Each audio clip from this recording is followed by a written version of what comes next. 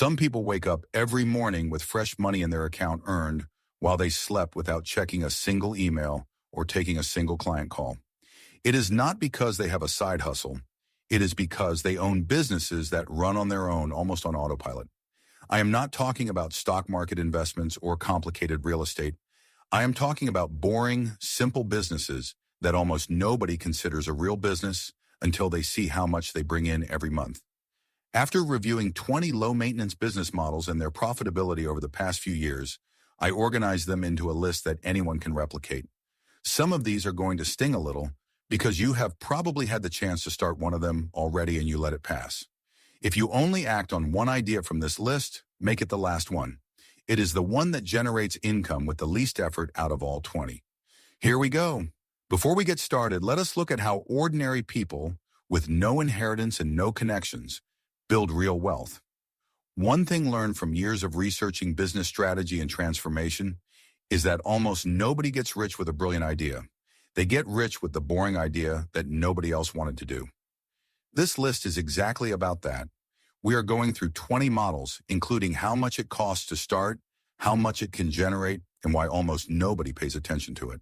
Stick around because the pattern you will notice by the end is going to change how you see businesses without the glamour.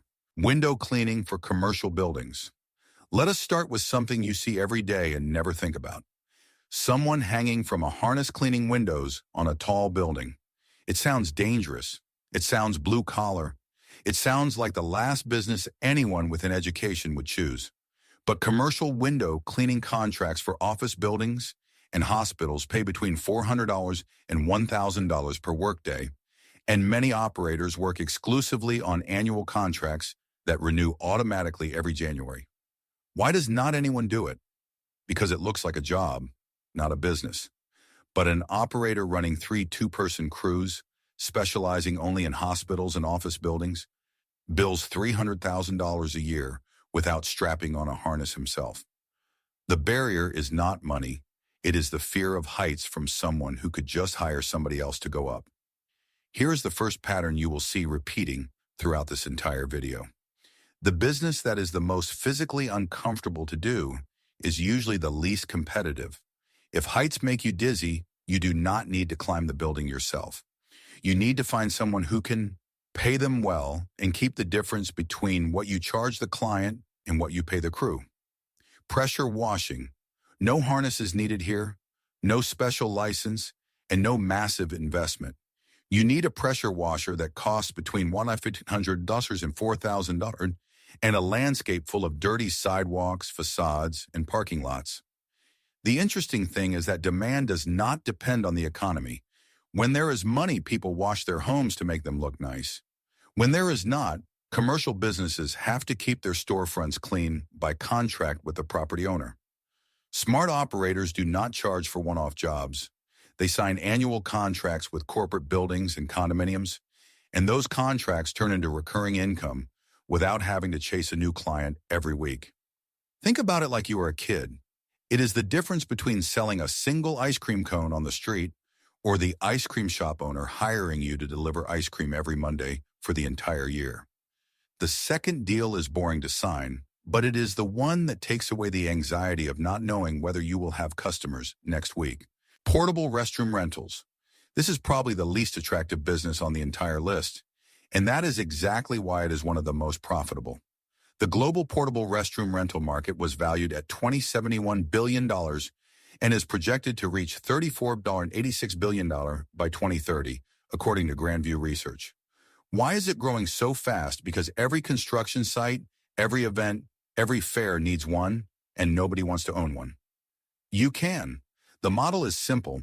You buy the units, rent them out per event or per month, clean them on a scheduled route, and collect payment every time they are in use. You do not sell anything.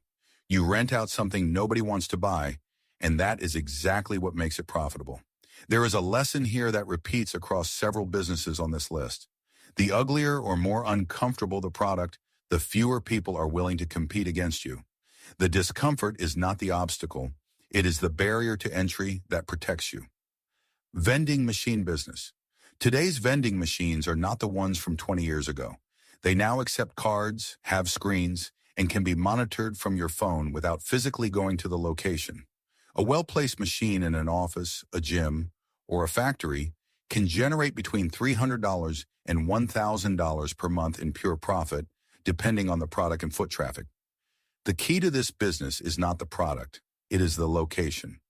One operator in Sydney ended up with 50 machines and, according to industry reports, has not personally touched a single one in years because he has a contracted restocking route. The money does not come from selling sodas. It comes from having 50 locations paying you rent without realizing that is how they see it. And here is something almost nobody tells you. What you are really buying when you install a vending machine is not the machine itself. It is permission to stand 24 hours a day in a spot where nothing was generating money before. That empty corner in the office, that hallway in the gym, it was worth $0 a month until someone decided to put a machine on top of it. ATM network. Hold on to this one because it connects directly to the previous entry. Owning your own ATM network sounds like something only banks do, but anyone can buy machines, place them in businesses with heavy cash traffic, and earn a fee every time someone withdraws money. With the right location, each machine can generate between $1,000 and $3,000 per month in net profit. You do not sell anything. You do not serve customers. You just keep the machine stocked with cash and charge for the convenience of having it there. The business works because it solves an invisible problem. There are places, bars, laundromats, and markets where people need cash and do not have it on hand. You simply show up with the solution and charge for being present. Something almost nobody mentions about this business is that it pairs perfectly with the previous one. If you already have a vending machine in a location, that same owner will probably accept an ATM too. Every location you visit becomes 2 income streams instead of 1, without doubling the time you spend maintaining it. Bookkeeping for small businesses. Here we shift from machines to something completely different, paperwork. And yes, boring paperwork makes people rich too. Every small business in the United States needs to keep its books up to date, and most owners deeply hate doing it. That is why they pay between $500 and $1,500 a month to hire someone to do it for them. Let us do the simple math. If you have 10 clients paying $1,000 a month each, you are already generating $10,000 a month. No office needed, no employees, just you with a laptop and a basic understanding of accounting. The global accounting services market is projected to grow from $682.69 billion in 2025 to $986.5 billion by 2032, according to Fortune Business Insights. That growth also reaches independent bookkeepers serving small businesses. The interesting thing about this business is that you do not need to be a certified accountant to start serving small businesses that only need basic organization, not complex audits. What you are selling is not a credential. You are selling peace of mind. The peace of mind that someone else is handling something the business owner hates doing. Residential and commercial cleaning. This business is so simple that a lot of people dismiss it right away. Cleaning houses and offices. But here's the stat that changes the perception. A solo operator with just 5 recurring clients per week can generate between $5,000 and $8,000 a month. If you scale to a 4-person crew, that number jumps to between $25,000 and $40,000 a month, with profit margins between 35% and 50%. The secret is not in cleaning better than everyone else. It is in the recurrence. A client who pays you every week for a year is worth far more than 10 clients who hire you once. The global cleaning services market is valued at $415.93 billion in 2024 and is projected to reach $619.98 billion by 2030, according to Grandview Research. From experience studying this type of business, most people who try to start a cleaning business do not fail because they clean poorly. They fail because they chase new clients constantly instead of holding on to the ones they have. It is easier to keep a client who already trusts you happy than to convince a new one every week. Pest control. Nobody wants to think about cockroaches, but cockroaches do not care whether you want to think about them. That is why this business never stops being in demand. The global pest control market was valued at $22.64 billion in 2023 and is projected to reach $34.3 billion by 2030, also according to Grandview Research. What makes this business special is the automatic recurrence. Once you sign a monthly maintenance contract with a restaurant, a building, or a home, that contract renews on its own because no business wants to risk a health inspection over a pest problem.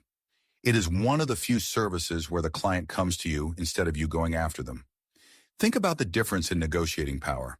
When you need to sell, you have to persuade. When the client urgently needs what you offer, they simply pay what you ask. Pest control permanently lives in that second scenario. Coin laundry or laundromat. This is one of the most studied boring businesses in the United States, and the recent numbers show something few people expect. The laundromat industry in the United States generates approximately $6.8 billion a year, with average revenue of $150,000 per location annually and net profit margins that can reach up to 35%, according to data compiled from IBISWorld and industry reports published in 2025 and 2026. Here is the stat that sounds almost unbelievable. Approximately 95% of laundromats are still operating after 5 years. Compare that to any new restaurant, and you will understand why serious investors prefer machines washing clothes over a trendy restaurant. People will always need to wash their clothes. That does not change with the economy. It does not change with technology, and it does not change with trends. There is something else few people consider about this business. A big portion of the revenue no longer comes just from the machines. It comes from what surrounds the machines. Beverage and snack vending, ATMs and free Wi-Fi that keeps people waiting longer inside the location. The laundromat turned into, without anyone planning it that way, several small businesses running under the same roof. Self-storage rental. If you have ever wondered why so many storage facilities keep popping up in every city across the United States, here is the answer. The self-storage market in the United States is valued at over $45 billion, with more than 50,000 facilities currently operating, and nearly 1 in 8 American households rents at least one unit, a percentage that climbed from 11.1% in 2022 to 13.4% in 2024, according to the Self-Storage Association. Why is it growing so fast? Because new homes and apartments are smaller than before, but people keep accumulating the same amount of stuff or more. The business does not sell space. It sells the solution to a problem that modern life manufactures on its own. Not having anywhere to put your things. And there is a detail that few people mention. The fastest growing customer segment in this sector is not families moving between homes. It is small e-commerce sellers using these units as makeshift warehouses to store inventory without paying the rent on a full commercial space. Storage stopped being just for keepsakes. It is now also silent infrastructure for small businesses. Heavy equipment and tool rental. Now we enter the second half of the list where the businesses get more interesting and less obvious. Buying an industrial mower, scaffolding, or a professional-grade saw costs thousands of dollars that most people do not have and do not want to spend just to use it for one weekend. That is why renting equipment has become a quietly profitable business. You buy the equipment once and you rent it out dozens of times over its useful life. The typical customer is not just the homeowner who needs to mow the yard. It is small contractors who prefer renting specialized equipment instead of buying it because their project lasts 3 weeks and they do not need that machine sitting around the rest of the year eating up space and maintenance costs. The logic here is the same as the portable restrooms. You absorb the cost of owning something expensive once, and you charge dozens of different people to use it for a short period. The equipment pays for itself several times over during its useful life, and after that, everything it generates is profit. Sports card reselling. This business is going to surprise you because it does not sound like a business. It sounds like a hobby. But there are people generating serious income by buying bulk lots of collectible cards, identifying the valuable ones, grading their condition, and reselling them on specialized marketplaces. A single lot can produce thousands of cards that need to be identified, graded by year and condition, and compared against recent market prices. Anyone who learns to do that process quickly and accurately turns hours of manual work into consistent profit, because a single mispriced card can wipe out the profit from dozens of others that were sold correctly.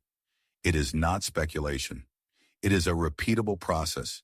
And since almost nobody takes it seriously as a business, competition remains low compared to other resale markets.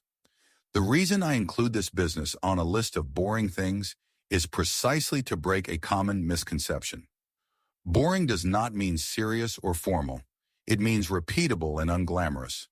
And a classification and resale process, done with discipline every day, fits that definition perfectly. Light manufacturing of small parts. Here I want you to think about something you have probably never thought about. The screws, the plastic pieces, the small connectors that literally hold together everything you use. Nobody dreams of manufacturing screws. That is why almost nobody competes in that market. A manufacturer focused on custom plastic parts for specific industries can generate revenues in the millions of dollars per year, simply because they solved a technical problem that the large factories consider too small to bother with. The pattern repeats. While everyone chases the innovative, exciting product, someone is manufacturing the boring part that 100 different factories need to buy every month to keep their operations running. If you want to understand the real size of this opportunity, think about it this way. No large factory is willing to stop its production line to manufacture 1,000 screws of a specific size that only one client needs. That order that is too small for the giants is exactly the right size for a small manufacturer who knows who to serve. Management software for small businesses. You do not need to build the next social network to make money with software. You need to solve an operational problem that a specific niche already has, one that nobody big wants to address because it is too small for them. Think about appointment scheduling software for electricians or inventory systems for small shops.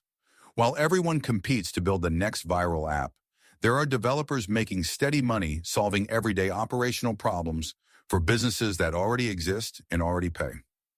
The common mistake is thinking the software has to be brilliant. It does not. It just has to take an annoying task off someone's plate, someone who is already willing to pay not to do it themselves. Here is something worth its weight in gold. A small business owner who is already paying $100 a month for a mediocre tool is not looking for innovation. They are looking for the problem to go away. If your software does that simply, you already have a recurring customer without needing to compete against big tech companies for attention or for funding. Specialized electrical services for smart technology. Traditional electricians charge well for emergency calls and regular maintenance, but something changed in recent years. The arrival of smart homes and electric vehicle charging stations turned this old-school trade into a specialization with much higher rates. An electrician who specializes in EV charging station installation and smart home systems can charge rates above $250 per hour compared to much lower traditional rates. The business is still the same trade it always was. What changed was the specialization within it, and that is something you will notice in several businesses on this list. You do not reinvent the wheel, you just point it in a direction nobody else is looking. There is a detail that ties this directly to your everyday life. More and more homes in the United States are installing EV chargers in their garage, and most traditional electricians still do not specialize in that kind of installation. Whoever does it first in their area over the next few years will charge premium rates simply for getting there before everyone else. Plumbing specialized in commercial kitchens. Everyone jokes about plumber rates until the bathroom floods at 2 hours in the morning. That joke hides a serious business.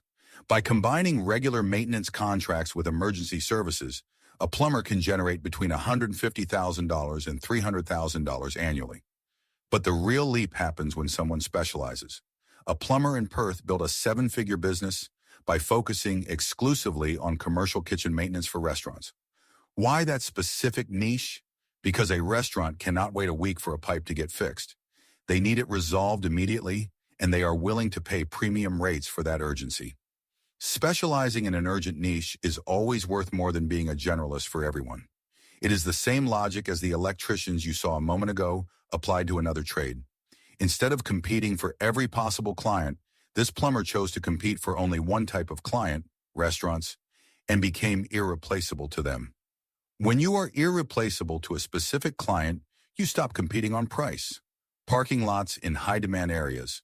This is, according to several industry reports, considered the most boring business of all, and that is precisely why I want you to pay attention. A well-located parking lot in a business district can generate between $10,000 and $30,000 per month with minimal operating costs. An operator managing 5 small lots in a commercial area can bring in $600,000 a year in a nearly completely passive way. There is no product to sell, no inventory to restock, no customer to serve with a smile. There is just an empty space, the right location, and people willing to pay to leave their car there for a few hours. It is literally making money from empty land. If you think about it carefully, this business does not compete with anyone on innovation or marketing or customer service. It competes solely on location. And location, unlike an idea, cannot be copied overnight. Whoever got to the right corner first keeps the advantage forever. Established service franchises. I want to be clear about something here. Buying a franchise is not for everyone because it requires significant upfront capital, but the numbers show why it remains one of the most predictable ways to generate high income. The average annual revenue of a service franchise is approximately $1,660 with an average initial cost of $275,000 and an estimated timeline of 18 months to begin generating income, according to data compiled from specialized industry reports.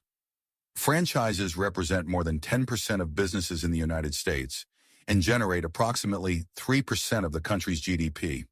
That McDonald's you drive past every day probably is not owned by the corporation.